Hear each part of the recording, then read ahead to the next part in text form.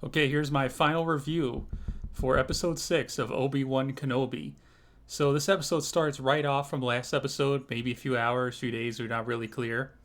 And Vader and the Grand Inquisitor are chasing down the Rebel ship still, firing like torpedo blasters at it.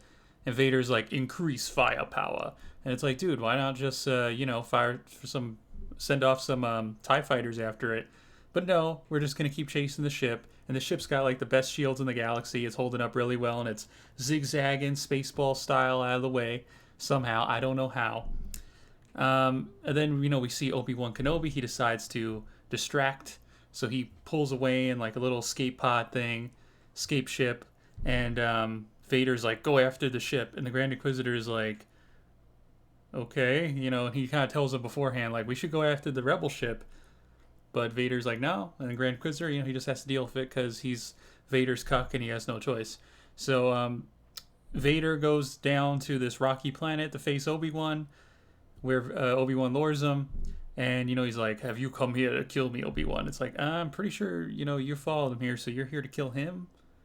And then this fight ensues. I'm not going to say it was a bad fight, but it definitely wasn't fight of the century. It was good, but it was not fight of the century. And it starts off with, as expected, Vader gets the high ground this time. He beats down Obi-Wan, he's like, your powers have returned. And he beats him down. He takes him into the ground. Through this, like, he collapses the ground on him using the Force. And then he puts a bunch of rocks and basically buries him with the Force. And, then he leaves. Instead of finishing off Obi-Wan, he just thinks he's going to die or whatever. Then he goes, do you think you really could have beat me? And then that was it. Or so we thought. Now, there's a bunch of stuff going on in between this fight with Reva. I'm going to get to that towards the end of the review, but it's really not that interesting. That's really unnecessary side story that I think we could have gone completely without, to be honest, or Reva could have been used in a way more interesting way. But besides that, the fight, which is, really what this episode was all about, Obi-Wan, he comes out of the ground, and now, he's got all the rocks. Apparently he controls the rocks now, and, he's basically like God mode. Like, this is the most powerful Obi-Wan we've seen. Like, Disney is really overpowering Obi-Wan. We got this, so then we got in Rebels, him defeating Darth Maul in a few swings. And he just, is pulling out all these rocks, like, way bigger than the one, like, Count Dooku pulled out from the ceiling in Attack of the Clones. And he's just firing them at Vader. And then, Vader, he's taking it, but it's doing damage. And then Obi-Wan gets the better of Vader. He actually takes him down. And, cuts his mask in half, fucks up the little chest thing. And, we got to see Vader's face, just like we got to see in Rebels with Ahsoka. It's basically the same scene. And, he says, Obi-Wan breaks down. He says he's sorry. And then Vader's basically like, listen, you don't need to be sorry, Obi-Wan. I killed Anakin Skywalker, which kind of contradicts what he said in a few episodes ago where he goes, you are what you made me. Now he's saying, no, like, I killed Anakin, which kind of fits more with the story, to be honest. I think they should have went this way to begin with. But it was cool. We got to see Hayden Christensen's face. You got to see a mesh of James Earl Jones' voice and Hayden Christensen's. And it was pretty cool. Overall, though, this fight, I'm kind of skimming through it, but it was like, it was decent, but without that music, like Duel of the Fates, it just didn't feel the same. Like, somebody already uploaded the fight with Duel of the Fates, and it sounds way better. Like, this series just doesn't have the music on the par of, like, the prequels or the originals. And that really does hurt the fights, to be honest. This is as well thought out and as well choreographed as some of the action is in this scene. And it is cool seeing the rocky planet they're fighting on, and it's a cool scenario. I mean, it's a cool fight, I will say. It's definitely maybe the best fight that Disney has done so far, for sure. Hold on, don't mind the dog bark in the background, just neighbors triggering the dog. So, and then we go to the side story, which the whole side story with Reva is basically she's coming to kill Luke, which is really not clear towards the end of the episode, at least for me, because presumably she wants to kill him because she knows he's Vader's son and she wants revenge.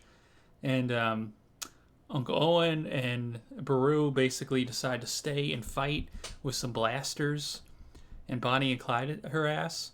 And they do a decent job of defending Luke, but then she obviously, she's a Grand Inquisitor, former Grand Inquisitor. She gets the better of them, chase down Luke. Luke goes into the mountains, falls over, knocks himself out, so he never sees the saber or anything like that.